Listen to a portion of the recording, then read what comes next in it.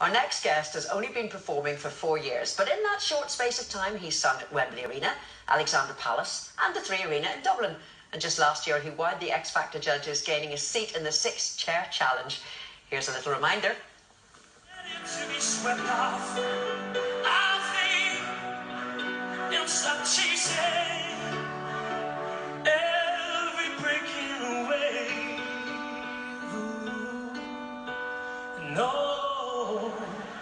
Hi, Conor. How you doing, Nicole? Yeah, good. I think that was your best performance by far. So you need to take a seat right over there. Oh, Conor McGinty, you were chuffed there. You're bouncing around like Tigger. Excited, hey? It was brilliant.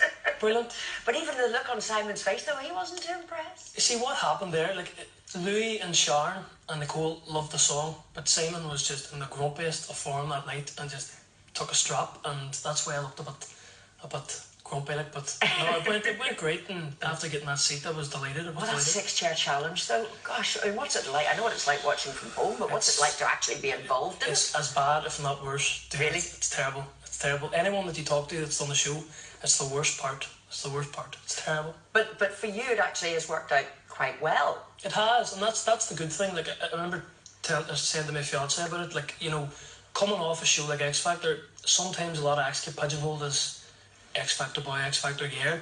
Getting out when I did, as much as it was a bit annoying at the time, it turned out to be actually a blessing in disguise. It really did. Well, just before we go on, you just dropped in a word there that I picked up on. Fiancé. Ah, yes, me and Ashley, yeah. There are hearts breaking all over Northern Ireland. I don't know about that, but 4 weeks ago we got engaged, yep, so... Well, many congratulations. Because say, looking at that photo, you're punching well above your weight level. Oh, big time. Best thing that ever happened. And you were all very romantic? We went to Loch Erin and I did the rose petals and I spelled out "Will you marry me" with photographs of the two of us, so it went great. It couldn't have went any better, so it's been a great start to the year, it really has. Well, I'm absolutely delighted, and I'm sure you're delighted that she said yes as well. So that's the personal life sorted. Now it's the career. Yes. And how's life looking for the career? Because new single coming out and everything. It's been going fantastic. Like, as soon as I came off X Factor, I went straight and got an original song by a writer from Northern Ireland called David Oliver. He wrote a track called "Kings of Our Time" for us. We released that before Christmas. It took off really well over Christmas. We'll be doing a few more tracks together. The plan is to get an album out, originals, a few Irish Celtic style songs throughout it.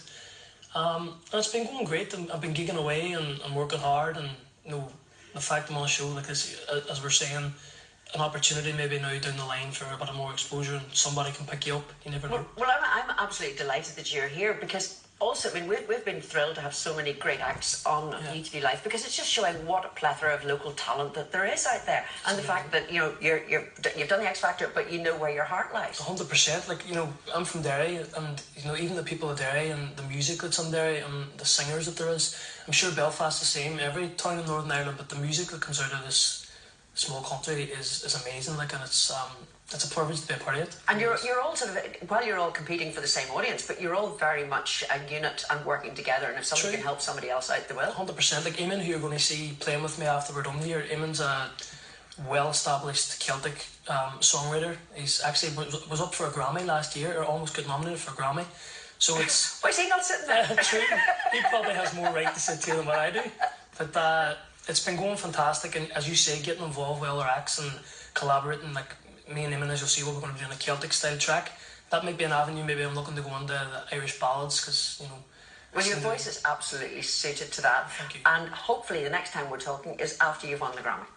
You never know, I might get one this time around, you never know. Fingers crossed. Listen, thank you so much indeed, Conor. It's an absolute pleasure to meet you. And as I say, Conor is going to be singing "Roll Back the Clouds," and as he heads off to get ready, here are some ideas